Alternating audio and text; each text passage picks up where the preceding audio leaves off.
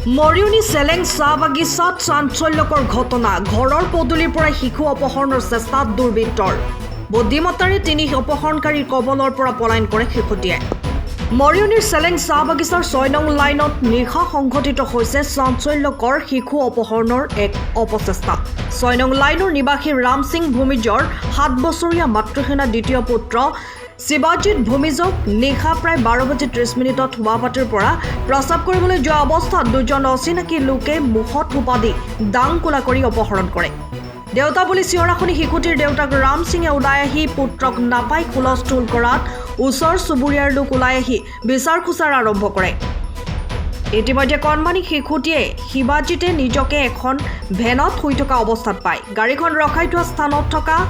শিৱাই দোকান এখন চিনি পায় গাড়ীত থকা একমাত্ৰ অপহৰণকাৰীটো মোবাইলত ব্যস্ত থকাৰ সুযোগতে আধা খোলা দুৱাৰেদি ওলাই পলাবলৈ ধৰে শিশুটিয়ে শিশু শিৱাজিতক পলোৱা দেখি বাহিৰত থকা অপহৰণকাৰী দুজনে তাৰ পিছলৈ যদিও সৌভাগ্যক্ৰমে শিশুটি পলাই হাৰে উল্লেখ্য যে গাড়ী ৰখাই থোৱা ঠাইডোখৰ অপহৰণ কৰা শিশুটিৰ ঘৰৰ পৰা প্ৰায় 400 মিটাৰ নিলগত ইতিমধ্যে 6 নং লাইনত লাঠি জুংলৈ লাইনত বিচাৰ খোচাৰ কৰা মানুহৰ হুলস্থুল দেখি গাড়ী লৈ অপহৰণকাৰীৰ দলটো পলাই যায়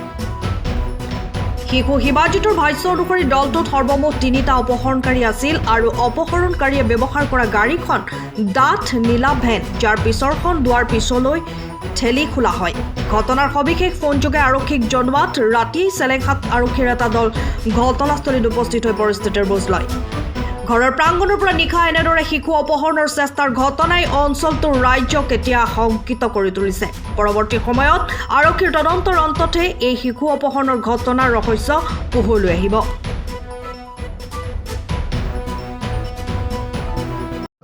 পুলিচক দিছিলো স্যাৰ ৰাতিপুৱা কালি ৰাতিও আহিছিলে আজি ৰাতিপুৱা আহিছিলে কলে যে আমি বোলে কিবা এটা বিচাৰ ল'ম বোলে গৈ পিনি চাই আৰু কলে যে আমি কিবা এটা বিচাৰ ল'ব আমি চিভিল ড্ৰেছত আহিছো ল'ৰা ভয় খাব এনেকুৱা হ'ব বোলে সেইটো কাৰণে পুলিচে আহি কৈ গ'ল আৰু চালে জাগাটো চালে সব চালে 12:10 মানতে মোৰ ভাইকে দৌৰ মাৰি গৈ মোৰ ঘৰত গৈছে বোলে ল'ৰাজন পেচাব কৰিব ওলাইছে আৰু দেউতা বুলি চিঞৰিছে দেউতা বুলি চিঞৰাৰ পাছত ল'ৰাজনক খোজ মেল কৰোঁতে ল'ৰাজন নাই যেতিয়া আমি গোটেইখিনি ওচৰ চুবুৰীয়া ৰাইজ আহি গোটেই নলা পুখুৰী আপোনাৰ চিনটেক্স এইফালে গোটেই বাঁহজোপা চাহজোপা গোটেই বিচাৰিলেও ল'ৰাজনক পোৱা নাছিলোঁ পোৱা নথকা অৱস্থাত মই মোৰ ভাইক ক'লোঁ যে হেৰি তুমি ল'ৰাজন বিয়ালৈ পঠালে মদনী পঠাইছা তেওঁ ভাইকে কৈছে বোলে মদনী পঠোৱা নাই আৰু বিয়ালৈও নাই পঠোৱা মই তাৰপিছত খোজা মেলা কৰোঁতে ল'ৰাজন একদম আধা ঘণ্টা পাছত মানে চিঞৰি উঠি দৌৰ মাৰি আহিছে আহি পেলাই ল'ৰাজন আপোনাৰ বেহুচ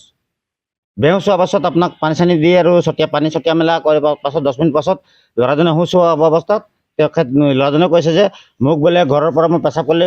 ওলাইছিলোঁ মই বা বুলি চিঞৰিলোঁ দেউতাকে শুনি পালে নাপালে গম নাপাওঁ কিন্তু মোক লৈ গ'ল লৈ যোৱাৰ পাছত মোক গাড়ীত সোমাই দিলে গাড়ীত সোমোৱাৰ পাছত মই অকণমান দেৰি হৈ থকা অৱস্থাত তাৰপিছত দেখিছোঁ যে মই ক'ত আছোঁ তাৰপিছত দৰ্জাখন খোলা দেখি মই দৌৰ মাৰি ওলাই অহাৰ পাছত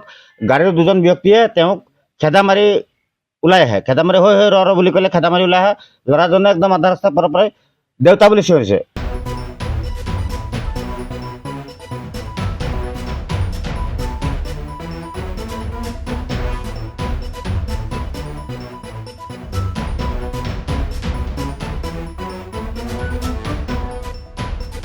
bureau report time of Assam সময়ৰ খবৰ সময়ত পাবলৈ ফলো কৰক টাইম অফ আছাম